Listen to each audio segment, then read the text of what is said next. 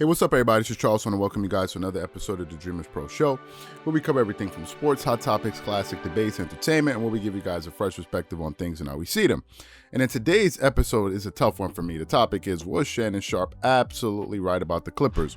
So that's the topic I want to get into in today's video. But before we get into that, I want you guys to please make sure you go ahead and hit the like button, hit the subscribe button, and hit the notification bell to be notified whenever we drop our content.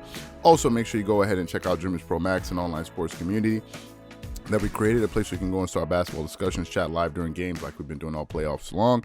So many other cool things. So if you guys are interested in that, be sure to check that out. We have that linked in the description below. And also make sure you go ahead and click the join button to join the channel to receive loyalty badges from our channel. Anyway, man, oh man, this is a tough topic for me. You guys are looking at me right now. I barely slept properly after what I witnessed last night. And I woke up this morning with a lot of reflection, right? I wasn't even going to make up this video today, but then I got inspired and I said, hey, what the heck? Why not talk about it? So listen, we all know that Shannon Sharpe is a LeBron James fan, a huge LeBron James fan, and he makes no effort whatsoever to hide it, which he has every right to be. Like, I'm a huge Kawhi Leonard fan, so, you know, everybody has who they support in the NBA, which is totally cool. Given the fact that Shannon Sharpe is a LeBron fan, it makes him a Lakers fan automatically because he's going to support his favorite player, kind of similarly to the way I used to I supported Kawhi Leonard when he was with the Spurs, Toronto Raptors, and now with the Clippers. And ultimately, I've kind of grown fond of the Clippers, and I actually like the Clippers, and I want them to do well because they've never won a title before. So I said, okay, it'd be pretty cool to see this team do well. Same way the Toronto Raptors never won a title. And I wanted to see them win their title when Kawhi was there. So, however, yeah, so that's the background to that. Now, Shannon Sharpe has made predictions in the past about the Lakers that he was wrong about. For example, he felt as if that the Lakers were going to win Game 5 and Game 6 against the Phoenix Suns, and obviously he was clearly wrong about that. However, he made those predictions because I believe he believed in LeBron James, who's his favorite player of all time, who he believes is the greatest player of all time, who some people believe that is the greatest player of all time. So it's only right for him to have faith in the Lakers and LeBron, right? What is he going to say? I don't think they're going to win. No. So obviously he's going to support the Lakers and LeBron, but in that case, he ended up being wrong. However, he also did make a prediction about the Clippers in round one.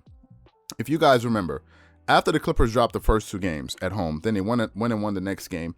Then they lost Game 5. They came back on the show, and I think Skip Bayless threw away.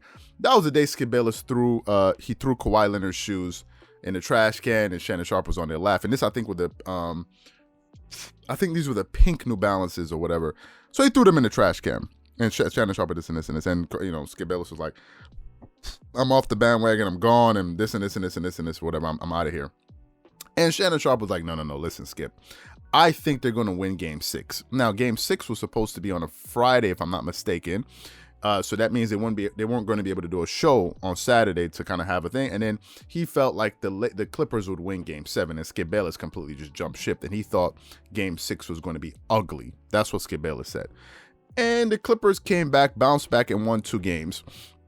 And Shannon Sharpe predicted correctly about the Clippers. And funny enough, on Monday, when he came in on the show, he actually, to my surprise, he said Kawhi Leonard was sensational, which I thought was very nice of him to say because, hey, listen, he's giving my man Kawhi Leonard some props, and he should, because I remember when he was supporting him during his years when he was playing with that year when he was playing with the Toronto Raptors. So I was like, listen, this guy, okay, I like what Shannon Sharpe is doing. He's being balanced here, right?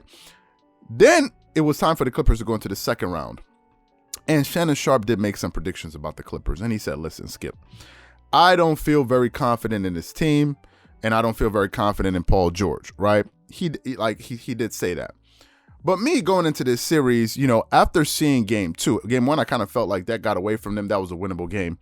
But after watching Game 2 last night, I saw a very bad sign. And this was the sign. Apart from the crazy refereeing, right? The Clippers had every opportunity to win Game 2. If you remember, late in that fourth quarter, I think with about 3 minutes to go, the Clippers actually went up 1 by a long three-pointer that Reggie Jackson hit. He actually hit 2 3-pointers, scored 6 points in a row, and he hit that second 3 to put them up. And at that point, I was like, okay, now they finally have a lead. This is when they can now try to pull away from the Jazz. And for whatever reason, the Clippers have this kind of thing where they just can't seem to get out of their own way. Yeah, it's something that it makes rooting for the Clippers very, very frustrating. I'll tell you what I mean. I remember when the late and great Kobe Bryant was playing, who's my favorite basketball player of all time. And I remember when Kobe was going through some very difficult rounds in the playoffs, right? I remember, for example, when they were playing against the Houston Rockets, and that series ended up going 7, when Ron Artest, and then when a lot of people lost a lot of faith in the Lakers, and they won that series. But then they went to the next series, what I think they played. Who was it they played? I think they played the Denver Nuggets. And there were moments in Kobe Bryant's run to championship, to those back-to-back championships, where the opportunity was there for them to take, right? All you want is an opportunity to succeed. You don't want anybody to guarantee it. All you ask for is an opportunity. And there were so many times where I saw Kobe Bryant and those Lakers with Phil Jackson and Lamar Odom and Trevor Ariza and these guys, where they had an opportunity to really get ahead. And not only did they seize it, they were able to seize that moment and move forward, right? Moments where a series could have gone either way, they were able to seize that moment. I'll give you an example. There was a moment when they were playing against the Denver Nuggets. They won game 1 at home. They lost game 2 at home. This is when I was supporting the Lakers, right? And my man Kobe. Then they lost game 2, and then they have to go to Denver to win game 3. And it was a must win. A must win. Because if you go down 2-1 to Denver and then you got the next game, you could end up being down 3-1, and it would be very tough to come back. And in that game 3, Kobe and these guys just made every winning play to win that. It was a close game. It came down to the buzzer, and Lakers were down 1, I think it was, and then Kobe cleared out the left side of the court, and J.R. Smith was on him, and he just danced on him and pulled up and hit that 3. And I was like, what a shot, right? And I remember Carmelo coming down. He had an opportunity to score, and Trevor Ariza stole the inbounds, and the game was over. And I was like, and then they came back home, and then they beat them again. I'm like, this is how you win titles. And I get this sense from the Clippers that the sad reality is that they don't have that makeup in them, because they hit that 3 to go up by 1, and then they allow the Utah Jazz to go on a 5-0 run. The guy comes back, Ingle comes back, hits a 3, then it hits another, and I'm like, you were right there. Then they had other opportunities to come down and kind of get the game within striking distance, and Marcus Morris is missing wide open 3s. Kawhi Leonard is missing a putback layup. Paul George, I'm going to get to Paul George in another video, depending on when you guys see this video. And I'm just like, at this point, I'm just saying to myself, this team, as talented as they are, they just can't seem to get out of their own way.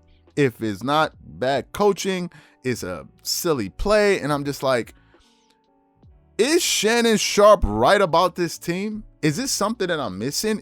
Do I have some type of emotional blinders on my eyes or whatever it is that's causing me to not really see what I need to see? Because they had every opportunity to win that game. They had every opportunity, and they just couldn't seize the moment. Now, is the series over? No. But you've made it exponentially harder, because now you have to go win the next 2 games at home. You must. You can't even mess around and lose one, because if you lose one, this series is going to be you're going to go down 3-1, right? And then obviously, teams have lost, been down 3-1, is it 3-1? I believe it's 3-1. Yes, the Clippers are up 3-1 and they lost. Yeah, so listen, I just sit back and I ask myself at the end of that game, I'm like, does Shannon Sharpe have a point? Because I don't know what to say. I don't know. They have all the talent in the world, and they just, for some reason, can't get their act together. And, the series is not over, but maybe Shannon Sharpe is right. Maybe, because I can't even put it into words. Now, we do have a video coming up on Paul George, depending on when you guys see this video, so you guys want to stick around for that. But, man, I'm at a loss for words. So, you guys, let me know what you think, man. Let me know what you think, because I don't know what to say. This includes general basketball fans, Clipper fans, like whoever it is, just let me know what you think, because I don't know what to say at this point. I don't know what to say. Anyway, thank you guys for watching. And make sure you go ahead and hit the like button, hit the subscribe button, hit the notification bell to be notified whenever we drop our content. Catch you guys on the next episode.